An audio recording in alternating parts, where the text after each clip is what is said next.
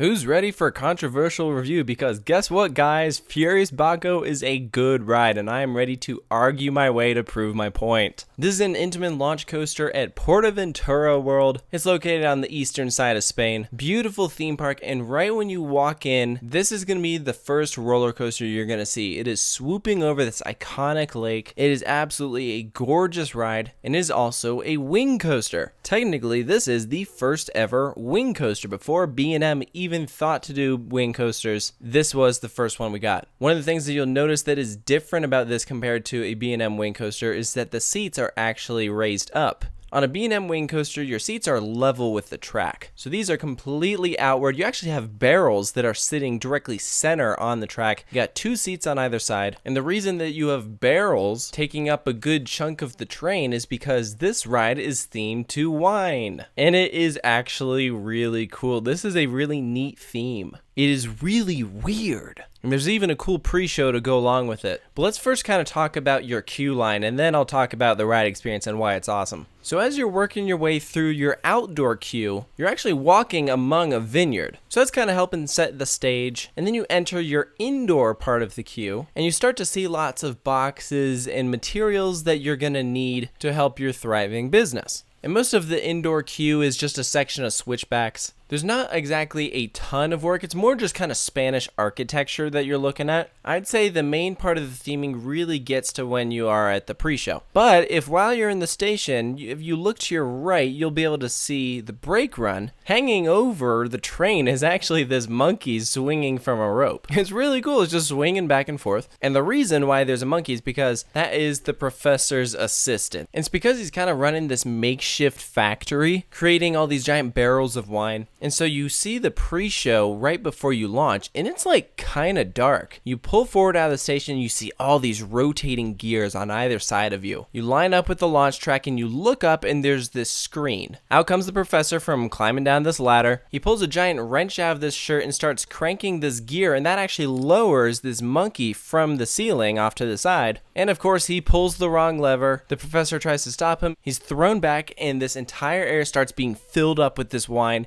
and then the professor drowns in his own alcohol. It's like pretty dark actually. And then that is when you accelerate. You shoot out, accelerating to over 80 miles per hour in just over 3 seconds. And this is a hydraulic launch. If you've ridden Top Thrill Dragster or King to Cod, this is the same ride system. It uses a catch car that's being pulled by a cable, sends you straight down this launch track that's actually elevated up a bit. And if you've ridden a lot of launch coasters, then you've come to realize which ones are kind of the better ones. And even though hydraulic launches are not the most reliable, we did see Furius Baco go down a considerable amount. Hydraulic launches are widely considered some of the best launches there are because they are the most forceful and the most intense. And those are two words I would use to describe Furius Baco, because it is not a long ride. It is rough. I'm going to get to that. But the thing is so stupid intense. And I love a good hydraulic launch. So immediately out of the gate, you are shooting off and you actually drop into a little crevice, threading straight through some rockwork, very low to the ground. This is a terrain coaster. It is hugging the ground the entire time. I don't know what the max height of this thing is, but I would guess it's not more than like 40 feet. You're pretty much at ground level the whole time. This ride is based around speed. So you're curving right and then you bank to the left. That is a rapid transition. You fling back the other way, rise up a little, curve to the left, and then you go into your first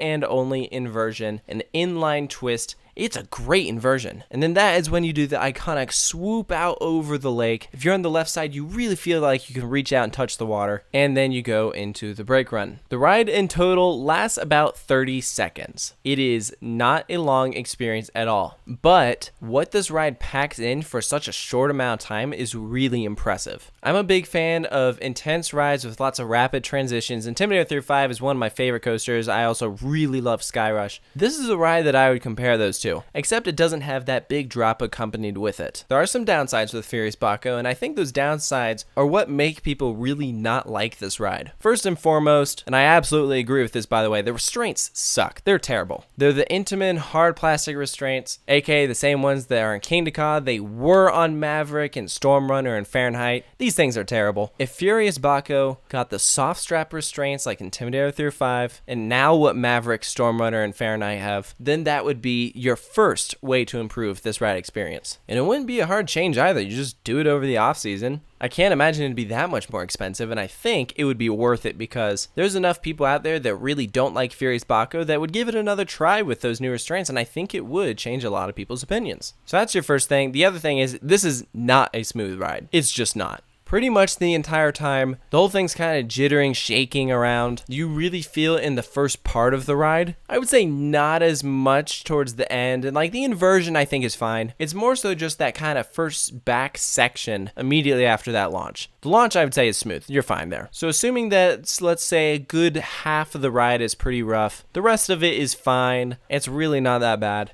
I think that's what makes people say, this isn't a good roller coaster. And I've always been one that has pointed out, look, this ride isn't as smooth. It'd be better if it were smoother. And I will say, I do absolutely think Furius Baco would be better if it were smoother. However, I'm willing to overlook smoothness to find the value in this layout because it is a really cool ride experience. The theming is awesome. I really like those low-to-the-ground rapid transitions. The launch is really forceful, and it's just an intense coaster. And if you ride on the inside seat, I think you just gotta prepare yourself for the shakiness. If you can get behind that, then you can absolutely enjoy this ride. And that's whether you're sitting in the front or the back. I do recommend trying the back. The back gives a great ride experience. But I think front is probably the way to go just because you're gonna feel the speed and the force the most there. But that's also me just being optimistic. I was really surprised when I went to go ride this because I was not expecting much out of it. So maybe the reason why I liked it so much was because I was expecting it to be terrible. And then when I actually liked it, I was really surprised and I wanted to ride it over and over again. So it might have been an expectations thing. I think if you have the right expectations when you're going in to ride this,